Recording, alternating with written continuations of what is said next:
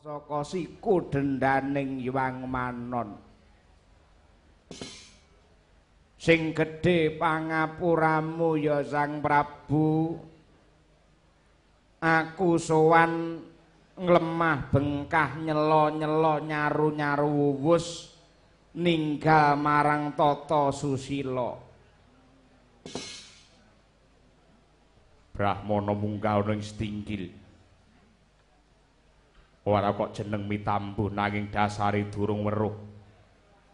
Panjenenganmu ki Brahmana saka ngendi lan sapa sing dadi peparapmu? Nderek tepung sarta ngladi wanuh. Aku mono Brahmana sing kleyang kabur kanginan. Ana ngendi tibaku ya ing kono papan dunungku. Dene paduka ndangu marang jenengku, aku peparap penemban Begawan Trilucana. Trilucana. Ning kondange akeh wong ngarane aku jenengku Mbahna. Mbah Harno. Mbahna. Trilucana. Trilucana, tri kuwi telu, lucana ki tegese mripat. Mripatku kuwi ana telu, sing loro mapan ana nggon sak mestine, dene sing siji mapan ana telenging batin. Akeh sing ngarani mbuh jare wong-wong kuwi lho. Aku jare kok ngerti sadurunge winarah. Aku ki kok jarene wong Waskita, mbuh jarene wong-wong kuwi. Waskita. Yen pancen Waskita batangen aku ki sapa? Wong sak jagat kabeh ya presa no sinuwun. Paduka mono Narendra Ngastina jejulukmu Prabu Duryudana. Pambayune Kadang Sata Kurawa. Kurawa ki cacah 100 lanang kabeh kesisipan wanudon wong wadon siji sing jenenge ya kuwi Dursilawati dirabi karo satriya Mbana Keling sing jenenge Jayadrata. Weh tek apal men wong iki. Iki lek bab nomor mesti pinter wong iki. Penemban apa nyata kowe Pendhita Wasis sapa aku? Kowe ora pangling, kowe Patih Ngastina, jenengmu Patih Sengkuni. Patih Sengkuni. Iya. Yen ngono aku wis kondang tenan. Wong sak jagat kabeh iki wis krungu kekondanganmu. Merga dadi patih. Ora, mbiyen tau dadi blandar dadu. Nyampluk rai.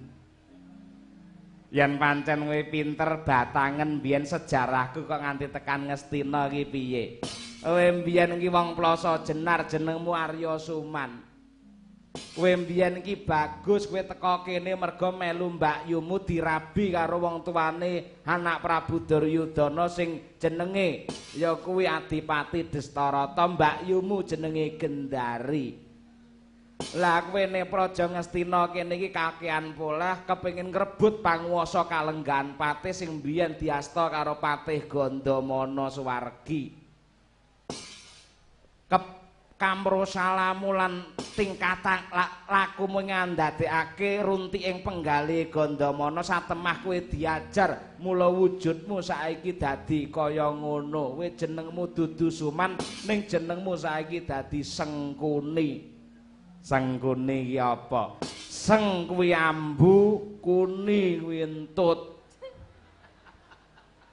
Dapur moya luwak nemune sing ora-ora. Trilucana. Apa? Nyata kowe Pendhita Wasis utawa Waskita ning mburimu kuwi ana Brahmana. Kuwi sapa? Endi? Oleh mburi. Oh, kuwi ta.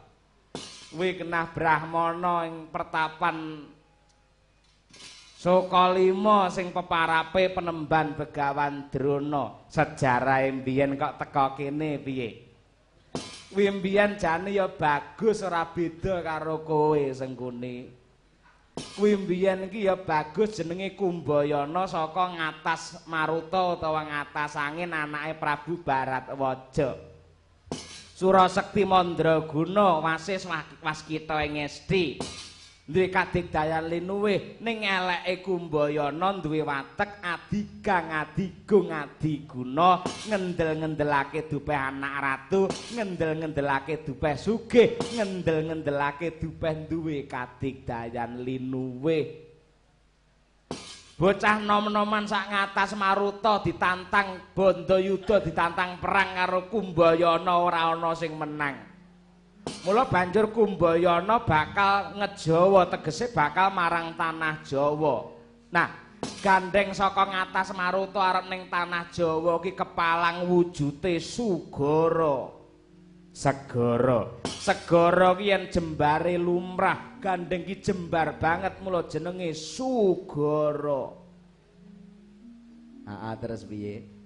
Nah nalika kuwi Kumbayana bingung nadyanto satriya sekti ning emane ora iso nglangi ora iso mabur. Terus. Nah nalika kuwi banjur Kumbayana nganakake sayembara. Ora nyawang ndek druwiring derajat pangkat sugih miskin ning banda donya sapa sing bisa nyabrangake Kumbayana tekan tanah Jawa. Yen lanang bakal didadekake kadang Sinarawati nanging yen wadon bakal dipek bojo. Terus. Nah nalika kuwi kedadak ana jaran sembrani sing tumurun saka Ngantariksa. Lanang apa wedok? Ya kena wedok no. Jaran sembrani banjur ngopo? Cara cetha ngono pengin ngleboni sayembarane Kumbayana. Nah, neng kono banjur Kumbayana nitih ana gigiring jaran sembrani digawa mabur ngangklang ana sak ndhuwure Sugara mau.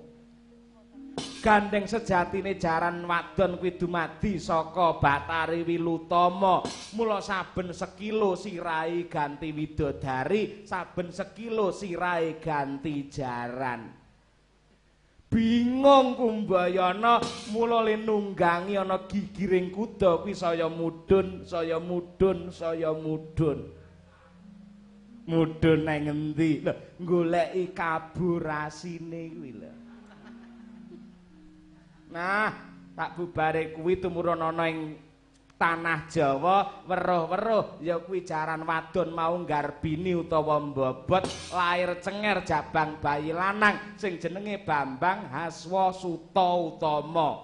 Haswa ki jaran, Suta ki anak, Utama ki apik, mula Suwatama kae anake jaran sing apik. Gosek ta, apa mbiyen iki rong enek wong wedok, lah kok wong kek tegel men karo jaran. Ya wis enek kuwi ya mergo saka ngragase wong. Wis kono tutuk-tutukno. Tutukno nek mumbar karo wadine wong tuwa dicune apik kowe. Ora aku mung nyetake sejarah lan njajaki utawa ndadar karo Trilocana iki kok. Penemban.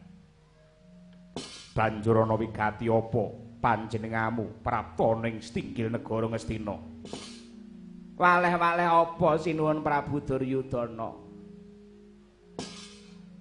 Bot-bote aku kepengin lan kumacelu sisaning uripku ki kepengin tak nggo bekti sarta ngabdi marang Praja Ngastina. Aku kok dadekke apa wae gelem pekati ing jaran panyethik latu ya gelem watone tinampa suwita ning Praja Ngastina. Wadene apa sing dadi sarate? Aja kok langka digayuh menungsa, sanadyan langka digayuh dewa mesti tak wujuti. Dina iki Duryudana lagi ribet. Kowe mikir karo musuh bebuyutamu sing jenenge Pandhawa. Pandhawa kuwi sapa? Pandhawa kuwi bocah 5 gangsal sedaya. Piye? Bocah 5. Bocah lima gangsal sedaya. Bocah lima lanang kabeh, Jluk. Heeh, ya wis ngono kuwi. Kuwi mujudake klilip mungguing netra, sadru mungguing cangklaan. Tak kira rasamu iso padhang, penggalimu iso tentrem, lamun to cah lima kuwi wis mati. Lenglenging driya mangu-mangu. Mangungkung kandhuan remang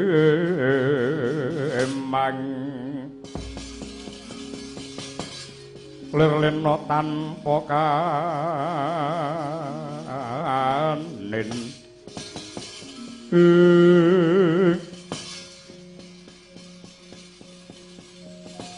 Gandeng wis tak batang kabeh apa kang dadi osi ing penggalihmu saiki kersamu piye?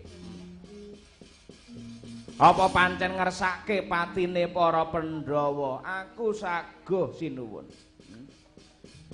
Yen pancen sinuwun Prabu Duryudana ngersake patine Pandhawa 5, aku saguh, aku tak njaluk wektu 7 dina munggahe 10 dina. Janji baline Trilocana ning Ngastina ki ra iso ngrentengi ndase Pandhawa tak adahi glempo. Aja diceluk aku Mbahna. Edan. Padha montap lir ginetap Edan. Dukaya sinepe jojo bang mawinga-winga Apik tenan. netra kocak mundar mandir